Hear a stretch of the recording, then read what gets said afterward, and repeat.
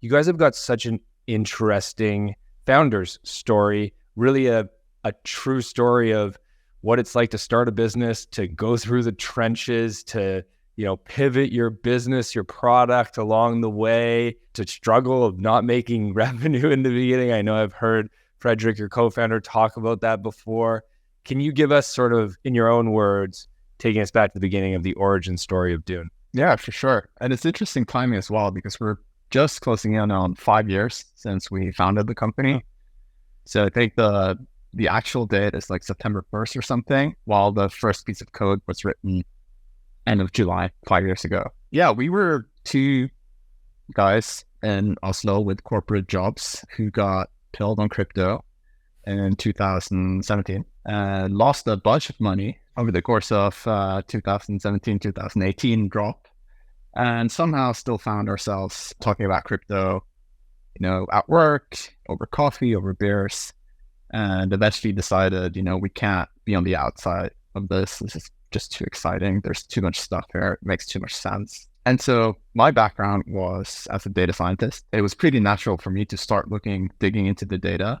We had done some work already with prototypes, with smart contracts, etc., but it wasn't really my strong suit. But fetching the data and structuring it was both a strong suit for me, but also like non-existent in the space in 2018. Like literally every application was, very recently funded and was rolling their own sort of data indexing stuff.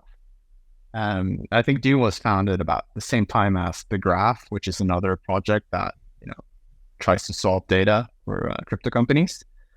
And so it was just a massive lift at the beginning. Like our journey took us back and forth. We had no salary for, I think, 8 or 10 months, something like that in the beginning. That was pretty brutal. We were quite literally 2 weeks from folding down the company when we were accepted into like our first incubator. At that point, we spent all our money to go to ETHDenver. Like literally the last piece of money we had in Dune, which was, I think, $2,000 or something, $1,500, wow, to go to Denver, fly to Denver, and go to the hackathon and meet people. And we found investors there.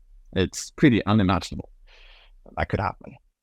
What year was that? What year? Yeah, what year was that? It was 2020, must have been 2020. No, it could have been because it was canceled, I think, that year. 2019. Yeah, okay, that makes sense.